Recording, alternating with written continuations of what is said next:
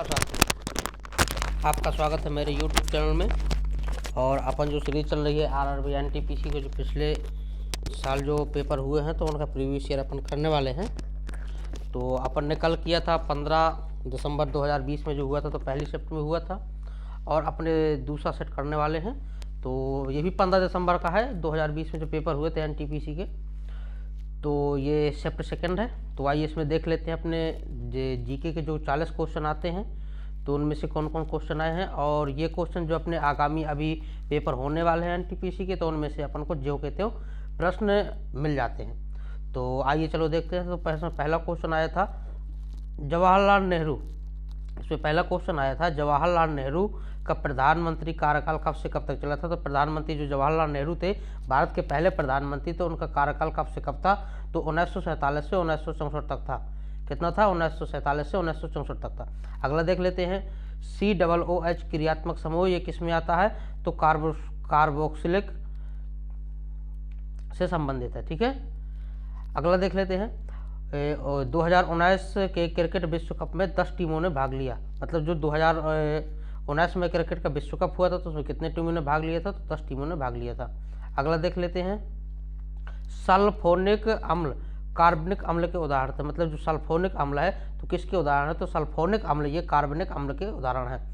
Newton की गति के प्रथम नियम के कारण ब्रेक लगाने पर सवारी आगे की ओर झुकती है। न्यूटन की गति का पहला नियम कौन सा है? जड़त्व का नियम है। तो जड़त्व के नियम में भी दो नियम आते हैं, एक स्थिरता का जड़त्व, एक गति का जड़त्व। तो ये वाला जो एक स्थिरता का जड़त्व है, यदि ये वाला जो ब्रेक लगाने पर आगे की ओर झुकता है, ये आपके उदाहरण है गति के जड़त्व का। जो गति का जड़त्व मतलब प्रथम नियम जो न्यूटन का साहब का पहला नियम था, तो पहला का नियम को कहते हैं जड़त्व का नियम। तो अब जड़त्व भी दो आते हैं, तो उसमें जो गति का जड़त्व तो उसका नियम है, क्योंकि यदि कोई चीज़ गति में है और उसमें अचानक अपन ब्रेक लगाएंगे तो जो शरीर है तो वो भी गति में ही रहेगा, तो इसलिए आगे की ओर झुकता है। ठीक है, और यदि मान लो इसके बाद अगला देख लेते हैं एक बाल को छत से गिराया जाता है तो उसकी गतिज ऊर्जा में वृद्धि तथा स्थित ऊर्जा में कमी। ऐसा क्वेश्चन आपको कल भी एक मिला था।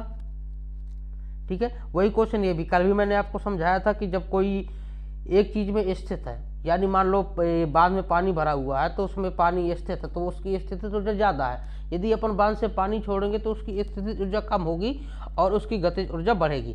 तो इसी तरीके से ये एक बाल को छत से गिराया जाता है। मान लो छत में अपन उसको एक पकड़ के रखे हैं, ठीक है, यदि उसको पकड़ के अपन रखे हैं तो उसमें स्थिति ऊर्जा है। यदि उसको अपन ने छोड़ दिया तो उसकी गतिज ऊर्जा बढ़ेगी और जो स्थिति ऊर्जा है तो उसमें कमी देखने को अपन को मिलेगी। ठीक है, अगला देख लेते हैं खास श्रृंखला में सर्वप्रथम स्वयंपोषी आता है। जो खास श्रृंखला में सर्वप्रथम कौन सा आता है? तो स्वयंपोषी आता है। ठीक है, स्वयंपोषी आता है ना। अगला देख लेते हैं वंदे मातरम। वंदे मातरम की रचना किसने की थी? तो वंदे मातरम की रचना की थी बंकिम चंद्र चटर्जी ने। किसने की थी? बंकिम चंद्र चटर्जी ने की थी। उभयधर्मी ऑक्साइड कौन कौन से हैं? तो उभयधर्मी ऑक्साइड कौन सा? Aluminium oxide.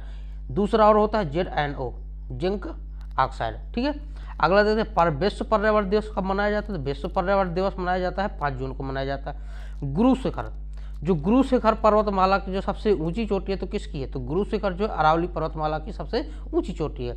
गलसुआ जो मम्स जो गालों में होते हैं तो किसके द्वारा होते हैं? विषाणु से होते हैं, जीवाणु के।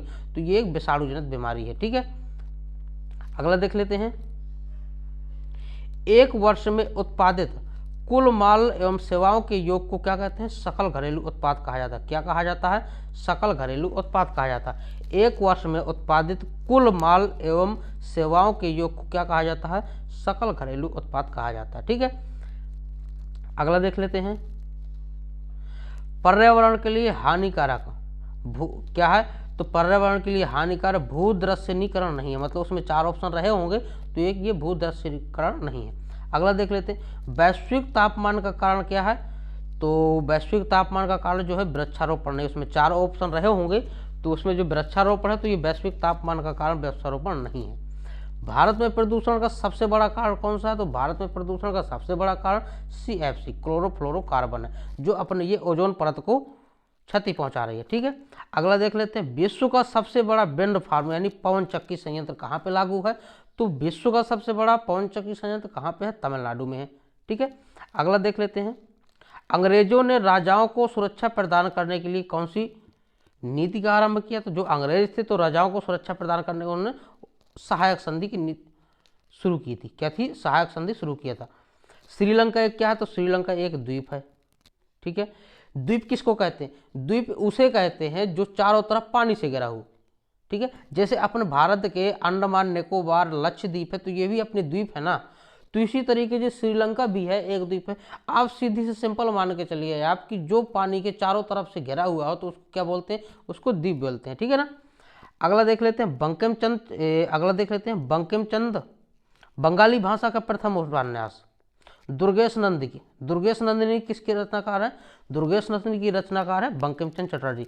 अपन ने एक अभी और देखा था, पहले क्वेश्चन आया था वंदे मातरम, तो वंदे मातरम को किसने रचा था? तो वंदे मातरम को रचा था बंकिम चंद्र चटर्जी ने। अब बंकिम चंद्र चटर्जी की दूसरी रचना कौन सी है? दुर्गेश नंदिनी भी, तो इसको भी आप याद करके चलिएगा। ठीक है, अगला देख लेते हैं संपत्ति का समान रूप से वितरण के लिए समाजवादी शब्द का प्रयोग किया जाता। ठीक है, किसका किया गया था? समाजवादी शब्द का प्रयोग किया गया था। ठीक है, अगला देख लेते हैं जब वेब पेज को ओपन करते हैं तो सबसे पहले हमें क्या मिलता है? तो जब वेब पेज को ओपन करते हैं तो सबसे पहले हमारे को होम पेज मिलता है। ठीक है, कीबोर्ड एवं माउस क्या है? तो कीबोर्ड और माउस क्या है? इनपुट डिवाइस है। क्या है? इनपुट डिवाइस है। ठीक है, हाँ, असहयोग आंदोलन कब शुरू हुआ था? तो असहयोग आंदोलन 1920 में शुरू हुआ था। ठीक है, तो इस वाले सेट में इतने ही क्वेश्चन आए हुए थे। जो अपन ये 15 दिसंबर को जो सेकेंड शिफ्ट था इसमें इतनी ही क्वेश्चन अपने जीके के आए हुए थे। अब आज अपन वीडियो को यहीं समाप्त करते हैं। कल मैं एक अगला फिर से लेके आऊँगा थर्ड शिफ्ट का 20 तारीख का, तो इसी तरीके से अपन करके चलेंगे। अब फिर देखता हूँ तो एक दिन में 2 सेट लेके आपको वीडियो डाल दूंगा, तो उस तरीके से अपन देख लेंगे। तो वीडियो को यहीं एंड करते हैं। तो वीडियो को लाइक करें, दोस्तों तक शेयर करें, चैनल को सब्सक्राइब करें। धन्यवाद।